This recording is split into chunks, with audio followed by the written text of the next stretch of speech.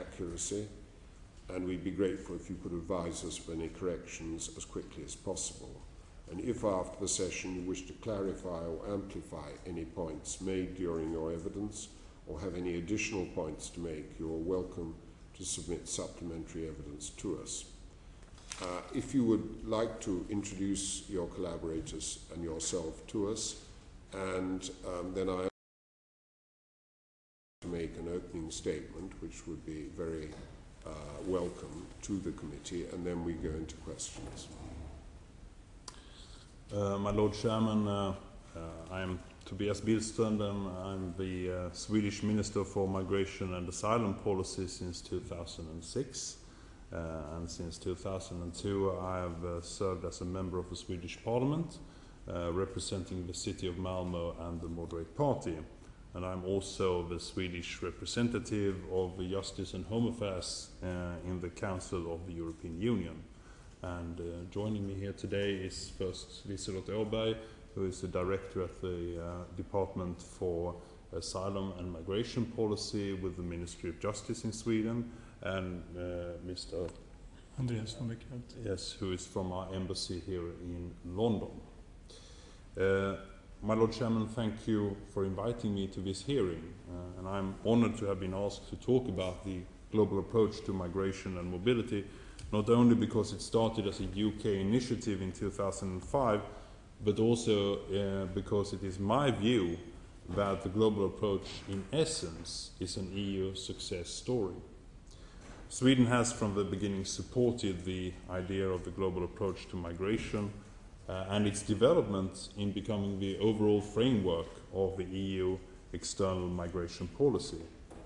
It is my belief that the global approach has contributed to create true and genuine cooperation and partnerships with third countries of strategic importance to the EU by being a constructive method for dialogue and cooperation. And this method provides for the opportunity to discuss all aspects of migration. That is the broad thematic migration agenda, including the more sensitive issues. The EU has also reached a unique position in this global context through the development of the partnership idea as a kind of trademark. For the overall fruitful implementation of the global approach, a few fundamental angles could be outlined. The starting point is the long-term perspective through a broad and integrated approach to migration. The second angle is that EU internal solidarity is required through political, thematical, and geographic balance. And finally, it also implies greater policy coherence within migration policy fields as well as with other policy areas. And I would like, if you permit me, to elaborate on some of these aspects. First, the European Commission's communication on the global approach to migration and mobility, as well as the Council conclusions that were adopted last month, enables the global approach framework to become truly comprehensive, more strategic, and efficient. A step in this direction has been achieved by encompassing very clearly the issue of international protection and the external dimension of asylum as the fourth main area of the framework. And the global approach thereby, not only in reality but also in formal structure, covers all areas of migration issues in relation to dialogue and cooperation with third countries. Second, one of the core issues of the global approach is the balance between the thematic and geographic aspects. All 27 EU member states naturally have their own priorities. However, there is an understanding amongst member states not to challenge this balance and consensus. Using the global approach to its full extent rather gives room for each and everyone's priorities. And to keep the balance in the global approach therefore forms the starting point of member states' responsibilities, commitments and interests, which is fundamental for the EU's credibility towards third countries. And third, And last, policy coherence between EU migration policy and other areas, such as foreign policy and development cooperation, is an important aspect of the global approach, as well as to integrate the framework as part of the EU's foreign policy. And the EU needs to seek and utilize synergies also with other areas, such as trade, education, and health. And this is a challenge and an area where the EU will have to increase its efforts in years to come. And my Lord Chairman, with these few introductory words, I'm at your disposal to answer your questions. Thank you very much. Well, thank you. That's very helpful, and effectively I think you've answered quite a bit of the first question I was going to put to you, but if I could perhaps just pick up on something you said there. If I understood you rightly, what you were saying was that the global approach recognizes that individual member states will have often quite rather different policies with regard to some parts of the agenda that's covered by migration and mobility, and that it therefore in a way meets the requirements of subsidiarity. That's to say that it's not trying to centralize everything in Brussels. It is recognizing that individual states will have rather different responses to some parts of the agenda, but this doesn't mean they can't work together on others, in particular towards third countries. Have I got that right? Well, my Lord Chairman, I think that you are absolutely right in relation to the global approach. The issue of the EU speaking with one voice, that is to say, is complex.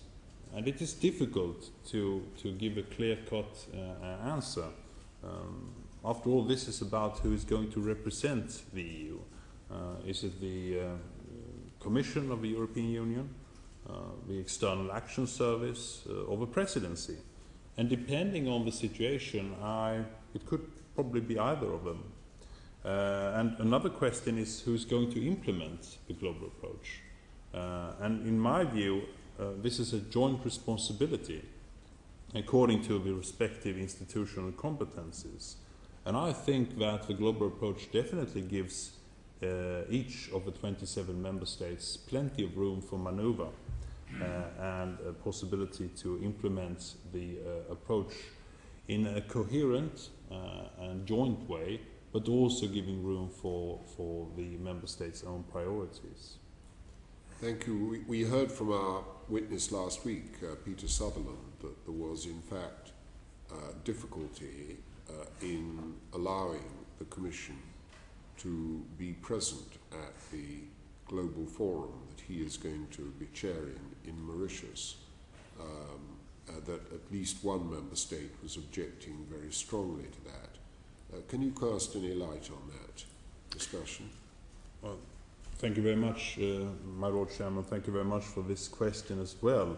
Mr. Sutherland is an admirable man with which I have a good cooperation with, as Sweden is the incoming presidency of the global Forum on Migration and Development, which is incidentally going to take place in Stockholm in the spring of 2014. The EU has come very far in terms of coordination in multilateral fora. Indeed we have. And we often speak with one voice within the United Nations. The fact that EU has made a considerable progress in terms of coordination in the field of migration, especially through the global approach, is, and I think should be, highlighted in such multilateral settings. However, and this is a point where I think it's important to be very clear on the subject, different multilateral initiatives fill different functions and thus require different approaches. And the Global Forum on Migration and Development was set up to enable the member states of the forum to have a constructive dialogue among states in an informal a voluntary setting, in order to avoid the very unfortunate regional polarization that we so often have seen within the UN family and the UN system. And it has often plagued earlier attempts at discussing migration in particular. We very often sort of bumper back or jump back to the north-south battles. In view of this, I'm not convinced that it would be, well, conducive for the European Union to speak with one voice in these circumstances, as it could jeopardize the constructive tone that these discussions have taken. And we might run the risk of doing exactly what I mentioned, namely fall back into the regionally blocked positions.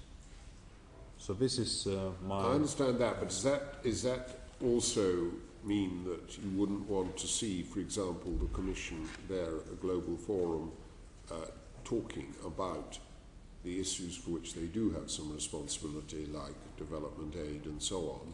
Or is it just... So are you talking only about the idea of the EU speaking with a single voice at the forum, which I understand your position, which you've expressed very clearly, or is it also to even having the Commission there? Well, I think that, my Lord Chairman, I think that one should be careful about, how should we say, using the Commission in a wrong way. The Commission definitely have a role to play when it comes to be a good fellow of the Global Forum of Migration and Development. That it definitely has. But as I said, I think it would be difficult to try and create a situation where it would be perceived by other member states of the Global Forum of Migration and Development as though EU were to be represented, you know, as the EU family at the forum.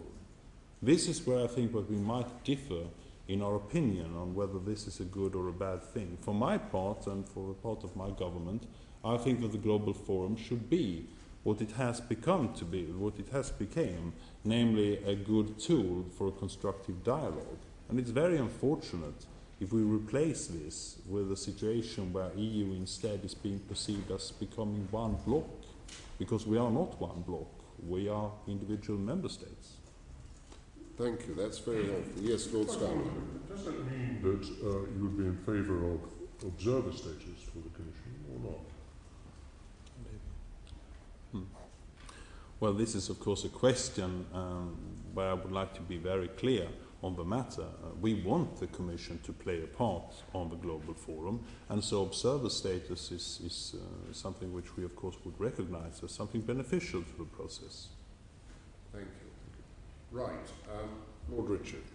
I wonder if I can come back to the Council, in which you're a very long-standing member. Indeed, I think you're the longest-standing member, if my information is correct. One of the things we're clearly going to have to look at is whether the institutional machinery of the EU is sufficient to deal with the problems that in this area that the EU is going to be faced with. I mean, what would you say about the approach of the Council to, and indeed its performance on migration issues as a whole?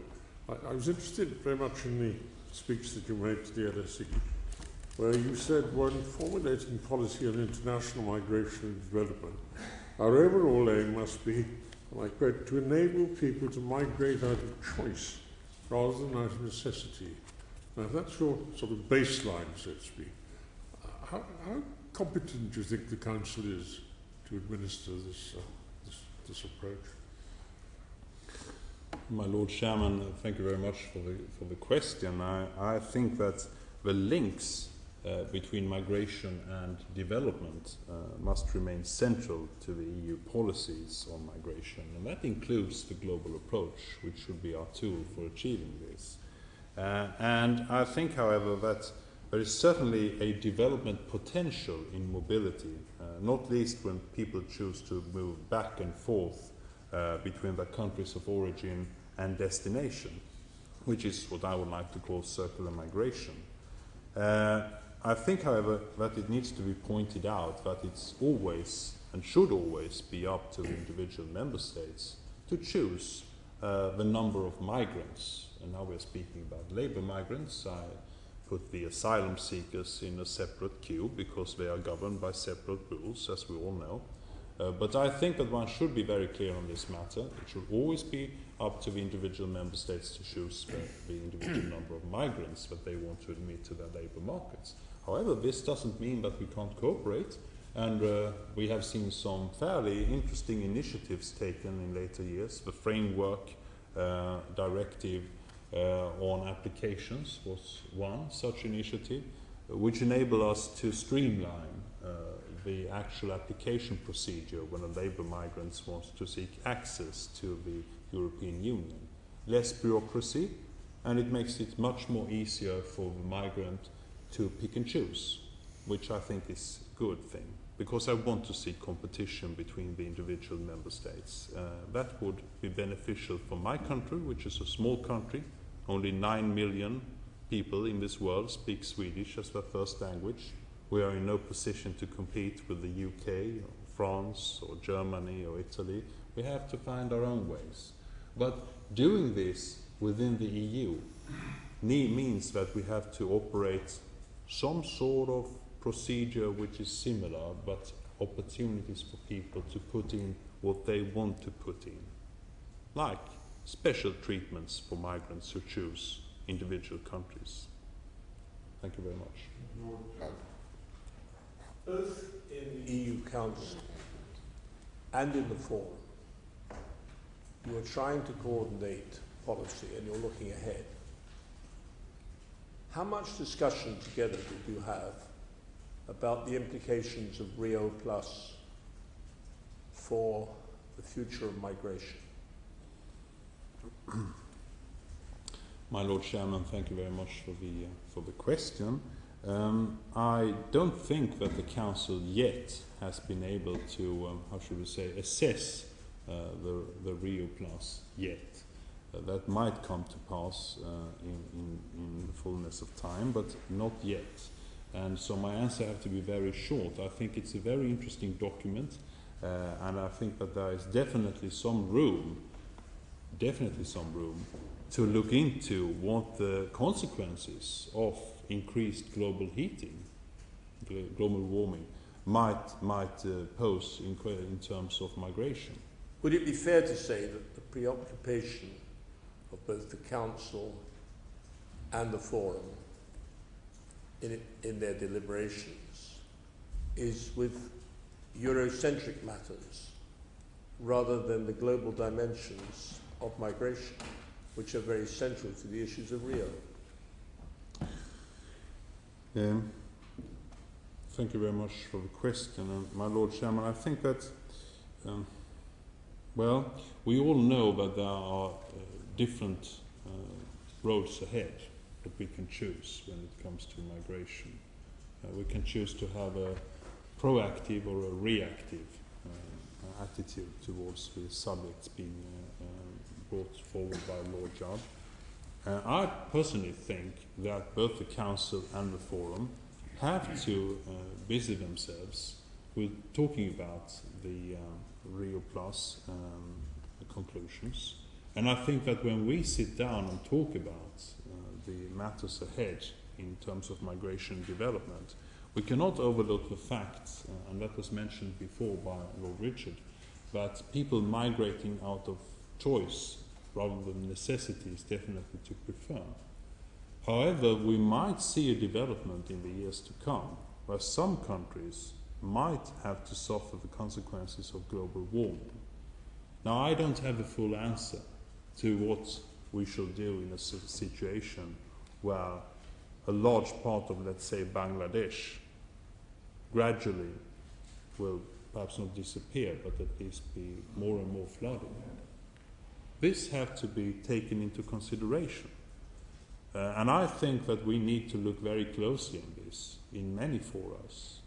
The Council, our own institutions of the European Union, the Global Forum as an operational platform for the UN family, but not within the UN system, And finally, of course, also we have to speak about this in, well, how should we say, the top places of this world, like the Security Council of the United Nations. Sooner or later we will have to take some sort of position on what we should do in such a situation. Thank you. You ask? You said that it was obviously for each individual member state to determine the numbers of migrants that it would admit, but would you qualify that by saying you refer to primary migrants and not to dependents? And what would your attitude be to the rights of dependents of primary migrants to enter the countries to join the heads of household? Do you think that the European Union has a responsibility to make sure that, for example, the provisions of Article 8 of the Human Rights Treaty are observed in terms of family unity, and that there should therefore be some degree of harmonisation within Europe about the rules for dependents entering to join heads of household? Well, my Lord Chairman, thank you very much for the question. I think it's very important to draw the line between asylum seekers and refugees on one side and the rights pertaining to their residence permit on one hand, and on the other hand labour migrants, businessmen, students, etc., which fall into a quite different category. Yes, I was talking about people who obtain permanent settlement. But whether via the asylum route or through the work route, as most of them do. We admit people to come here for long-term purposes of work, then normally they gain settlement at the end of the day. So they're then in the same position as somebody who's been granted refugee status. Regarding the right to bring their families here to join them. Well, my Lord Chairman, thank you very much for this clarification, and I will try to be very, very clear on the matter as well. I can, of course, only speak for the Swedish system because I'm a representative here today of the Swedish government. And the Swedish government looks very favorably on people who want to bring their families with them as migrants when they come to our country as labour migrants. If we look at the recently, 2008, undertaken Act on Labour Migration, we can see that one very important point in this Act is that a worker is allowed to bring his or her family to Sweden from day one.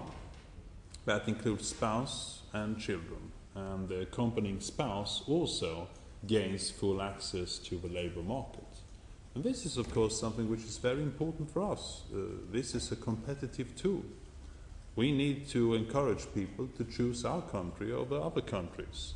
And one way of doing this is allowing people to bring their spouse and their children, which for many migrants are an important feature.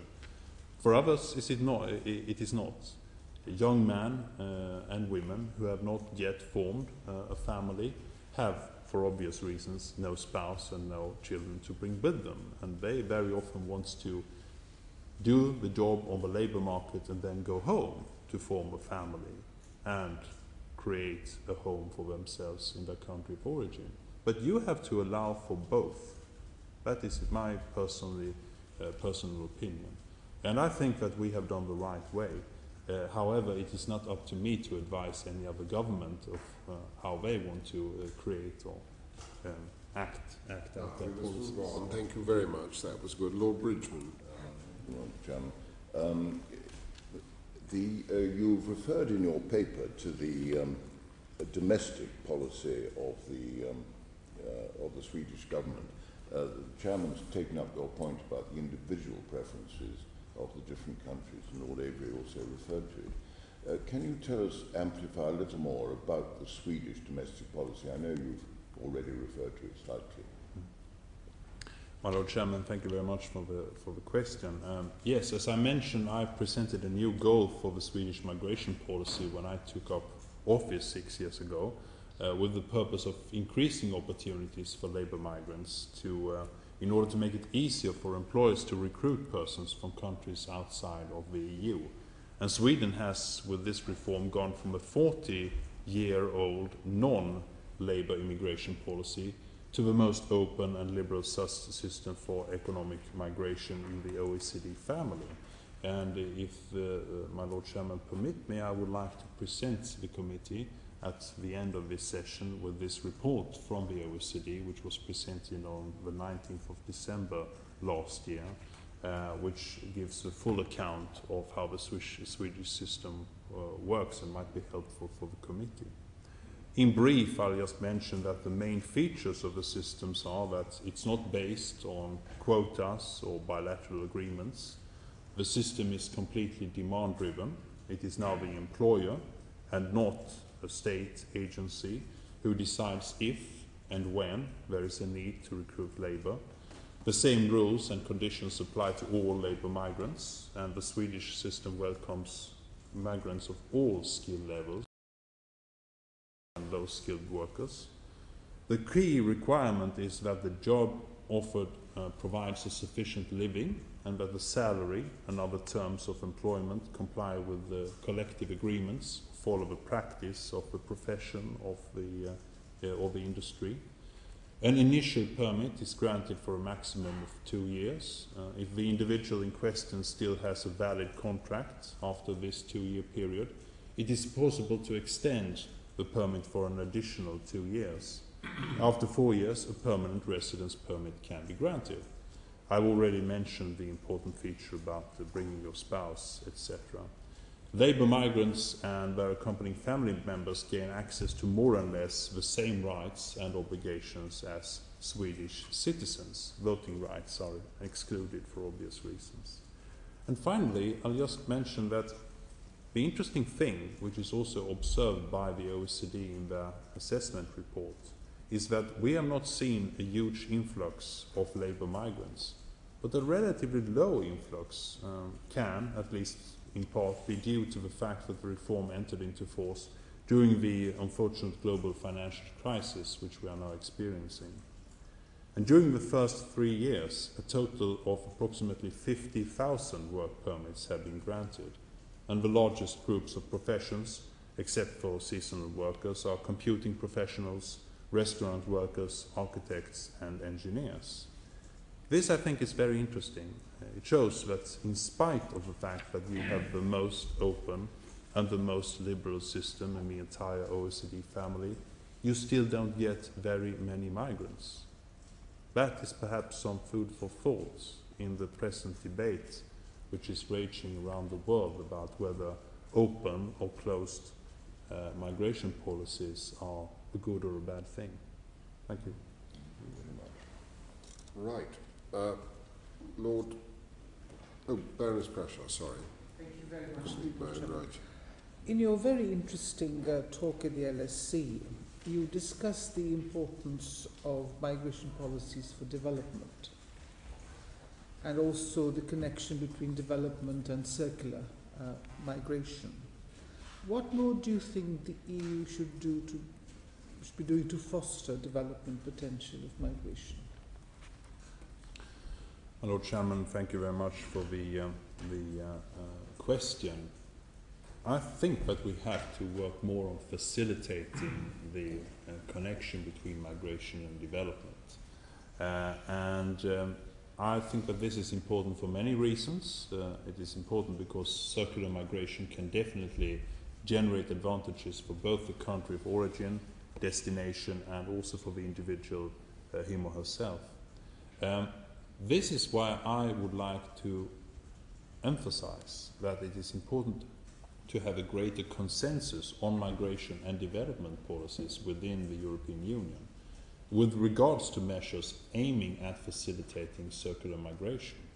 And more consultation, more cooperation between governments and international organizations are required, both at the international and at the European level. And such efforts must be based upon a better understanding of the close relationship between international migration and development and other key policy areas and issues such as trade, development aid, foreign and security policy, and human rights, of course. And it is also important that member states are seeing increased mobility as something positive, both for the European Union and countries of origin, even during an economic crisis. So freedom of movement is one of the key achievements of European cooperation, and I think that it is desirable for this freedom to be extended to persons who come to Europe to work, study to a higher degree, and not at least in order to increase the attractiveness of Europe and thereby meet future labour needs. Otherwise, there are other countries who are up and running: the US, Canada, Australia, and in the future India, China, Russia, Brazil, and South Africa, who are also, in my opinion, destined to be countries of destination for migrants. Thank you. But you talk about facilitating the dialogue. What should be the respective role of the European Union and that of the member states in this process? Well, as I said before, we have to work on several different layers at the same time.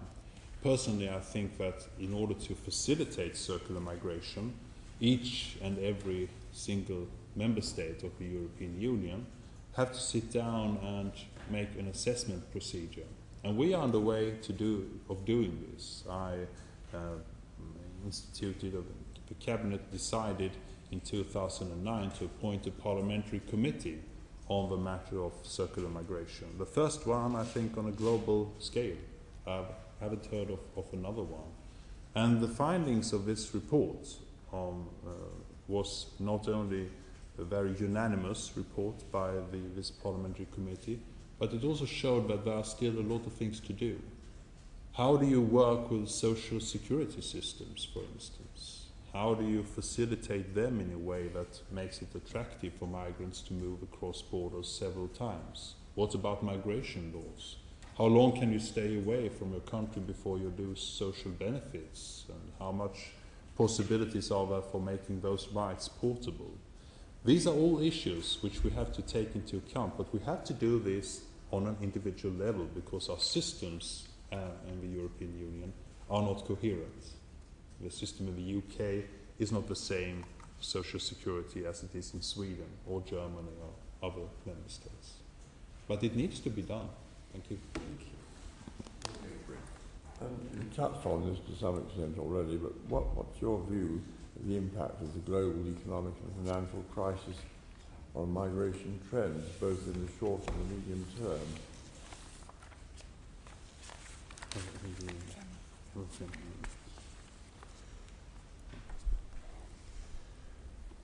My Lord Chairman, thank you very much for the question. Well, the phenomenon of migration will not disappear, just as I mentioned to Baroness Masha.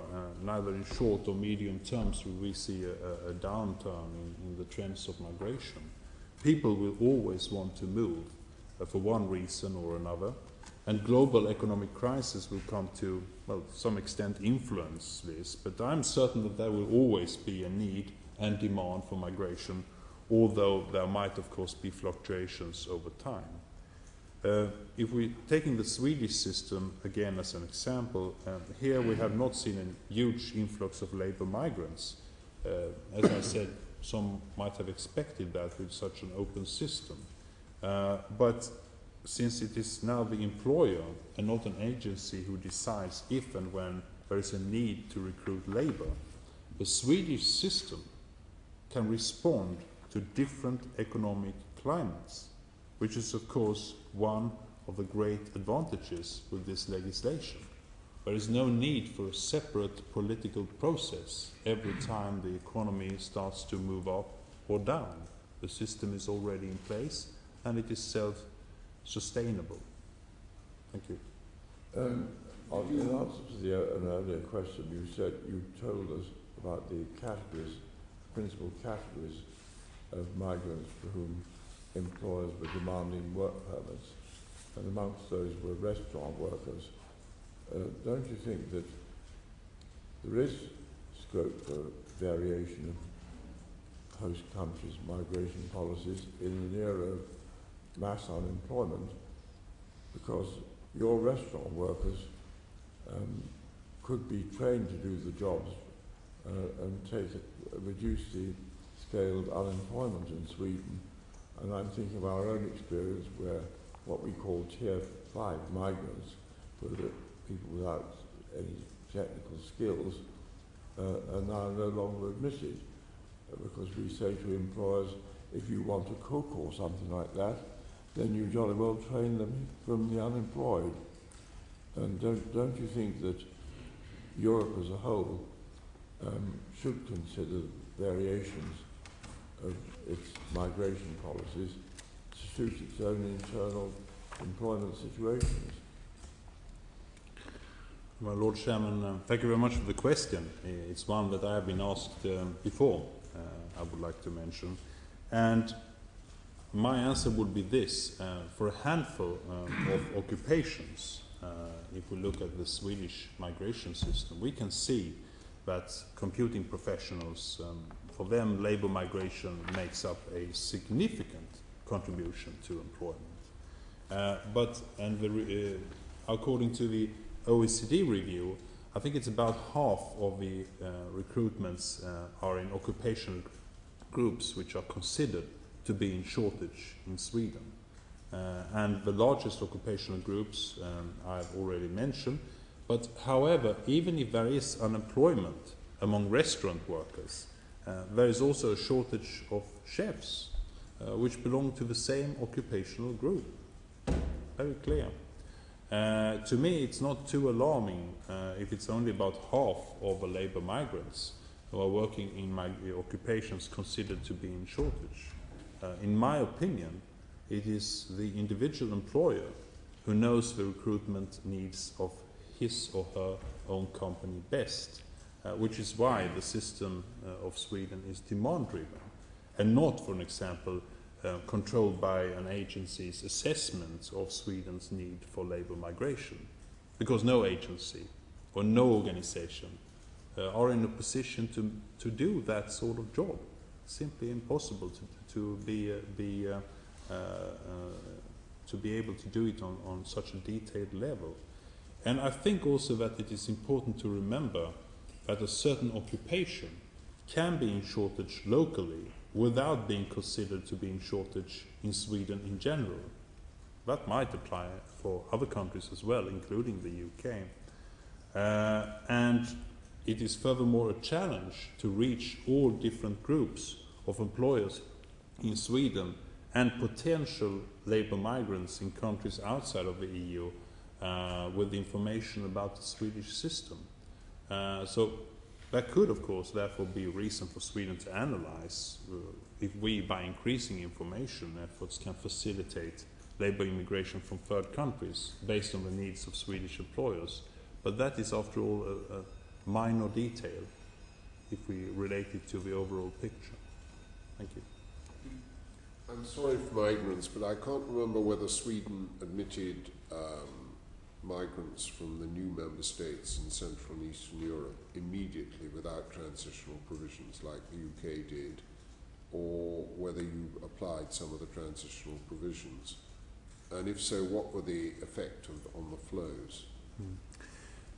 Thank you very much, my Lord Chairman, for the question. It is an important one. Sweden decided very clearly not to impose any transitional rules against the new member states, and we choose not to do so again in the autumn of 2006. It was one of my first decisions when Bulgaria and Romania was about to enter the European Union as new member states. The flows from the new countries to Sweden have been quite insignificant. If we look at the overall figures, we speak about approximately 11,000 people who arrived in the years right after the enlargement procedure took place in 2004-2005. And we can see that the majority of those who came were Polish citizens who came to Sweden to work in the healthcare sector, along with some people from the Baltic states who joined the construction sector. That was about it. And in my opinion, as I've stated very clearly in the Swedish media debate, this was a disaster, because it showed very clearly that Sweden wasn't the attractive country that we might have thought of. It was. As a matter of fact, it showed the opposite, that we have to stretch our efforts even further away if we want to recruit people to our labour market. Because we are a small country, small but good country, small but open country, but a small country in relation to language, and we have to take account of this in our political decisions. Thank you. Thank you very much. Lord Jard. Slip in a question at this point, because you are very, I think, rightly proud of your open tradition in Sweden. You've also said it's not your job to tell other governments what to do. But from your position, as if I may say so, an enlightened minister, would you agree that historical, cultural and language dimensions have perhaps considerable part to play in differences of performance in policy across the community? My Lord Chairman, thank you very much for the question. Yes, as I was stating before, I'm not in a position, I don't think it's my job to tell any other country's governments what to do. But if we can act as a role model, we in Sweden, we are happy to do so, to provide very clear evidence of what actually happens when you put forward a very, very open system. We are quite happy to do so. However, your question was directed towards differences, and I think that we should perhaps talk about differences but also similarities. We, the countries who believe in free trade, in openness, and in mobility, and see that this has throughout the ages, always throughout history, led to increased, better economic opportunities for the countries of both destination and origin, if we do things in a well-managed way. Perhaps we should join hands in a situation where we can see that other states are not in preference of mobility and migration whatsoever. This, I think, is my answer. Then things have to be, how should I say, dealt with from your point of view, from cultural, language-based and other historical viewpoints. But it's a different thing. What about the demographic trends in Europe, which are very marked in some parts of the European Union, less so in others? How do you think that's likely to impact on migration policies? And indeed, should those policies be expected to take into account the probable demographic trends? My Lord Chairman, this is a very important issue, and one which has played a considerable part in forming the debate on migration.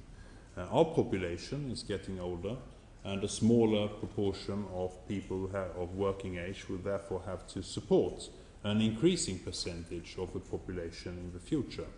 And in the long term, this poses a serious challenge to the sustainability of our welfare systems.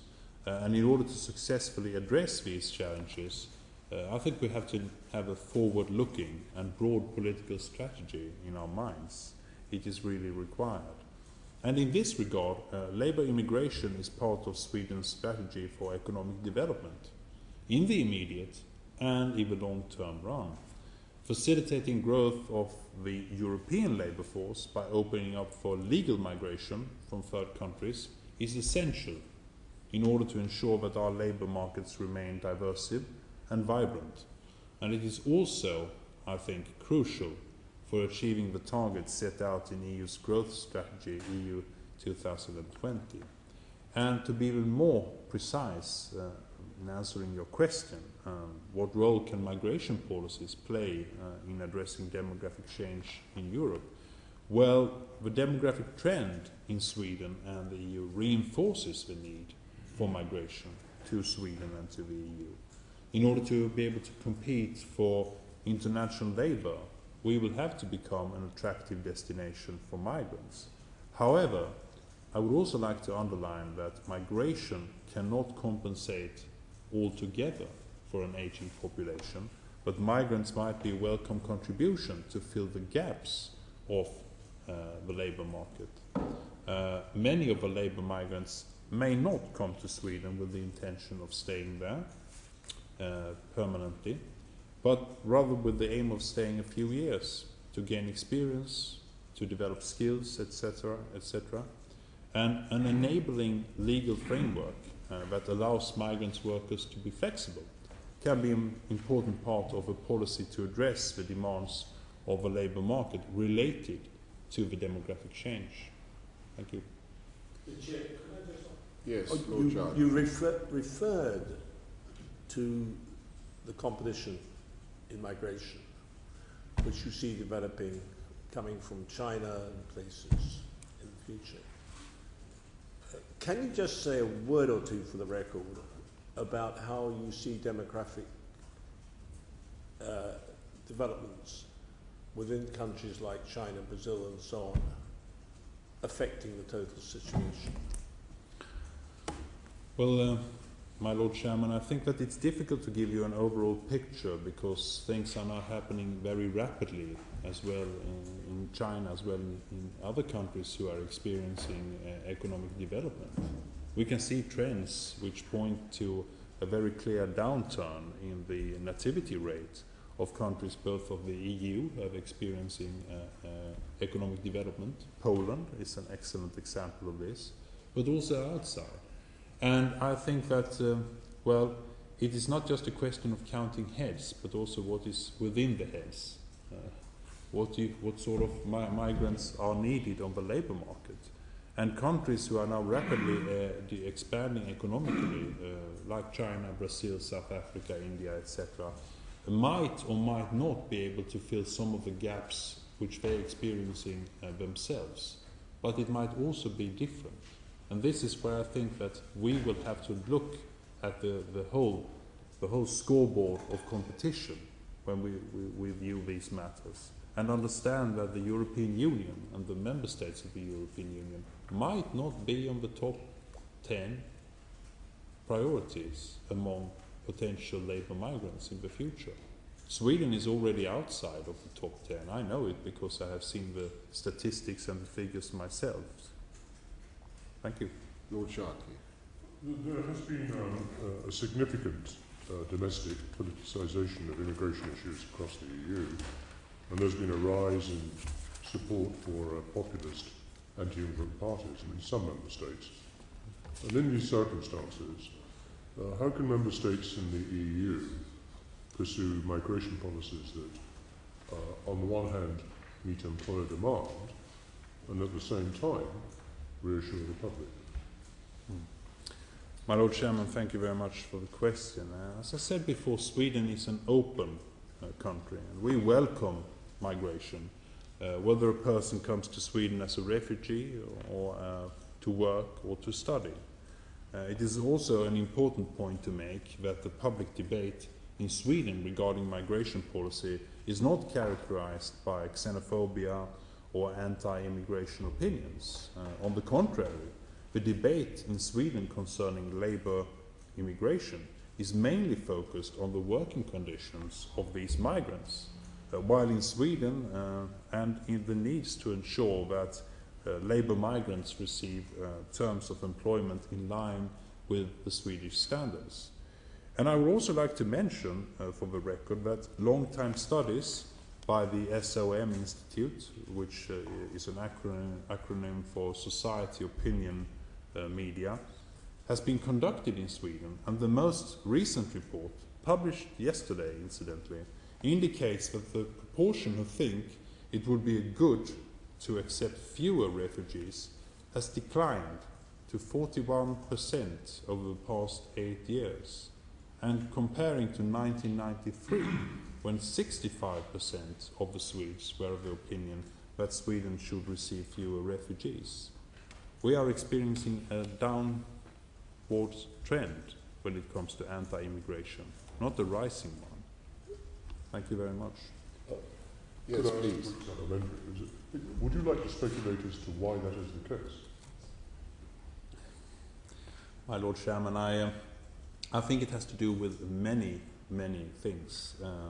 Partly the fact that we are a people who like to be, how should I say, standing on facts when we make our decisions. And I'm not saying this in any how should I say, relation to other countries around the world, but I think that you need to have a situation where politicians, when they make their statements, actually are fact-based when they do them. And this also brings me to my second observation, that I think that we also need to understand that, yes, migration is an emotional thing, very much so. But emotions also needs to be checked. You need to be, how should we say, able as a politician, not just to lift your finger up in the air, but also to say, you know, after all, we know that openness towards migration and mobility pays off for everybody involved if we do things the right way. Well managed, organized, structured. We like those words in Sweden, as I'm sure that the committee are aware of, but so do other countries. I don't see the UK less organized and less structured than what Sweden is, but sometimes we have to understand that it is in this way that we can safeguard and protect the idea that legal migration is beneficial for everybody involved. And thirdly, we have had a media climate where people also oppose if individual newspapers and individual media channels say things which is, how should we say, crude, not fact-based, and based upon pure emotions. That has happened throughout the decades. Through my political career, I've witnessed and experienced how people react when things are not based upon facts. And I think it's good if we have that attitude. I would like to see more of it on a global scale as well. Thank you.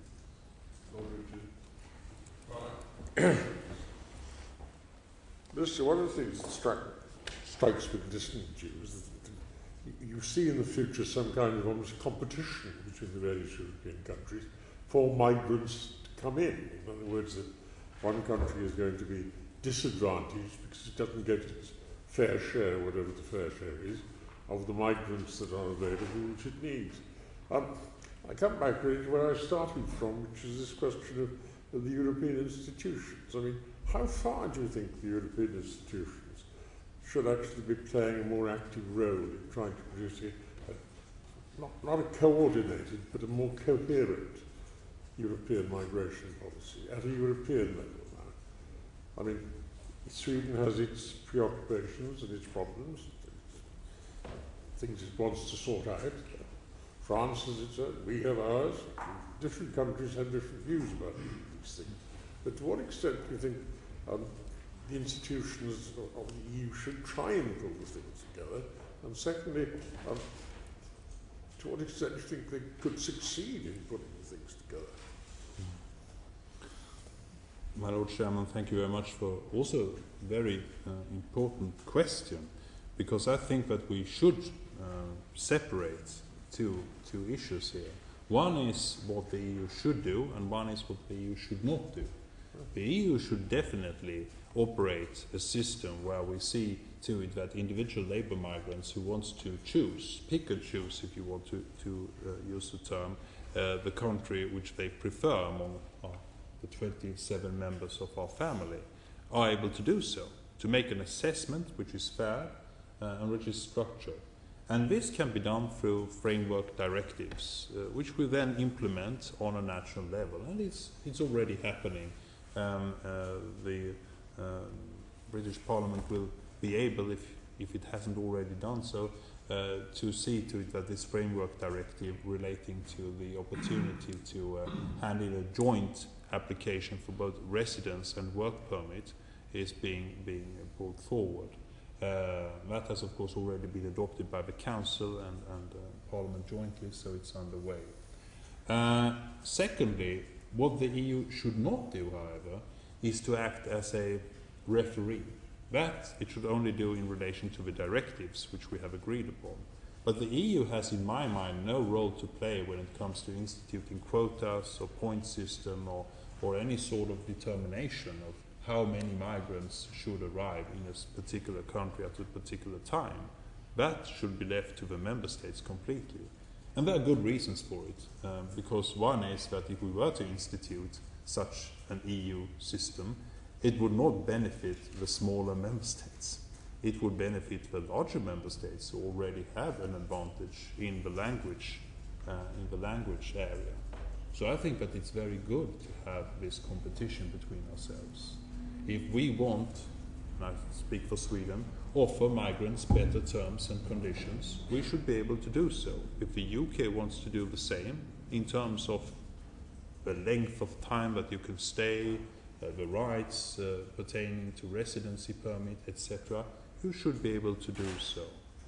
The Blue Card Directive, however, has been an element of discussion in this. I have been somewhat of the matter of the Blue Card Directive. I think it will be very interesting to see how it works out when it's now being implemented in each and every member state. I think it's a good step forward to opening up for migrants to come, but I think that maybe if we look at the relationship between the Blue Card Directive and the Swedish system, we see that there are actually some advantages with the Swedish system which the Blue Card Directive couldn't actually achieve and couldn't give to the individual migrant. So I think that will definitely needs to be assessed after some time, this Blue Card Directive. Really, you want the EU to sort of referee the competition which takes place between the different countries? No, I want the Make EU... sure that if one country doesn't get an unfair advantage over another country, it's attraction for the migrants.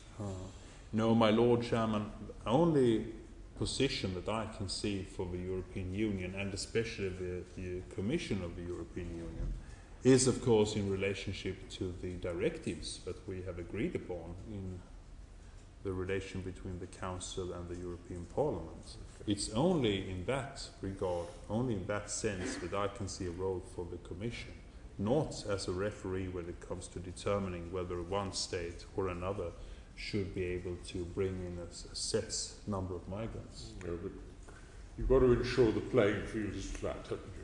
It's the much hackneyed phrase. That's not a bad way of expressing things. But anyway, you will be able to run a controlled experiment on whether the blue card is a good thing or not, because Britain, of course, has not opted into it. Exactly, and my Lord Chairman, since we will be happy to once again provide you with a laboratory to see how things work out. Thank you very much. Lord Linfield, and I should explain that I'm striving might and main to get our witness to the Prime Minister's questions at 12 o'clock.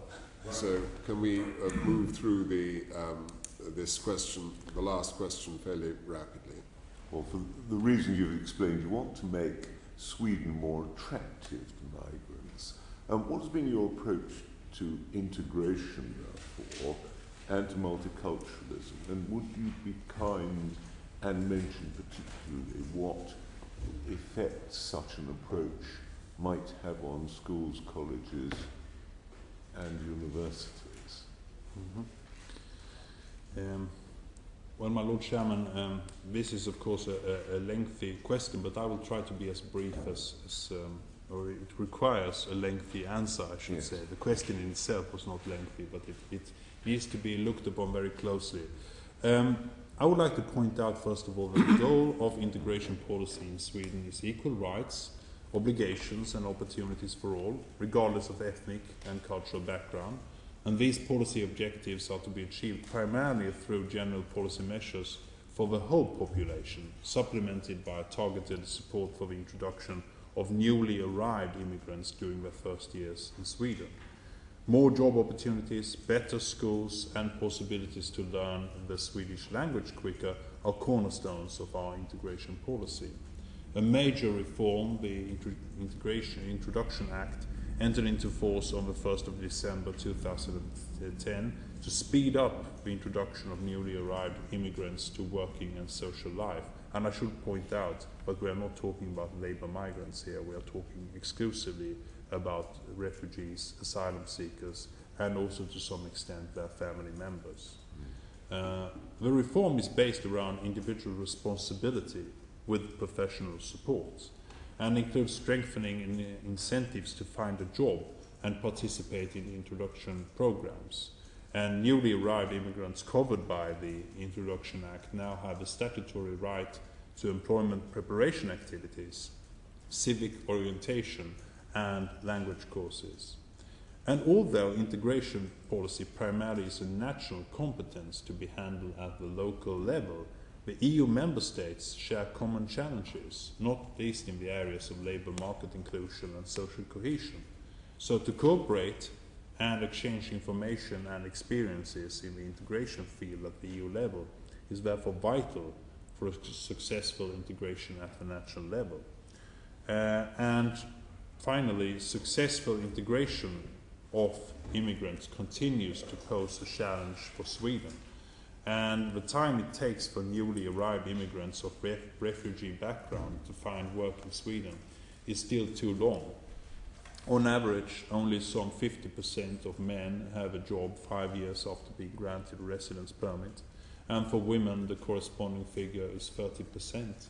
So lower employment rates among foreign-born compared to native-born is also a major challenge, particularly for refugees and their families, and for persons born outside of EU. And the government follows closely the implementation of the Introduction Act through, for example, continuous dialogue with the responsible authorities. And although it is still too early to draw any firm conclusions from the introduction reform, one marked improvement is that over 19% of participants in introduction activities have received some form of employment preparation activities. Only 10% are so far outside of the system. This, I think, is a fairly good achievement for something which has been in place for a short period of time. Thank you very much.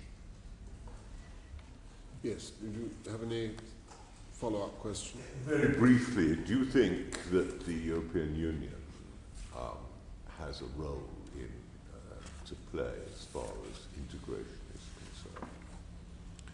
My Lord Chairman, last year's Commission communication on the European agenda for the integration of third country nationals reiterated the importance of labour market inclusion of migrants, and a successful and effective inclusion and integration is the starting point for both individuals and society to fully benefit from the positive potential of migration for these particular groups. Labour migration is one of the important tools to achieve the goals set out. Europe needs to create a flexible policy in this area. That also calls for efficient integration policies. But, and I mentioned this before in my first part of my answer to your question, I think that we have to understand that it's not it's not an EU competence, it's a national competence. So it's one thing to try and gain good experience from one another. It's a completely different thing to try and maneuver something like an overall EU integration policy forward. And I don't think that that will happen in the near future, if it ever happens, because of the differences in our social security systems and our labour markets. Thank you so much. Well, thank you very much, Minister, for coming here, and thank you even more for the clearness and eloquence of your testimony, which is really valuable to us in our inquiry, and will give us much food for thought. And meanwhile, I think we've just about got time to get you down to the Prime Minister's questions, which will be a lot less polite and quiet than here.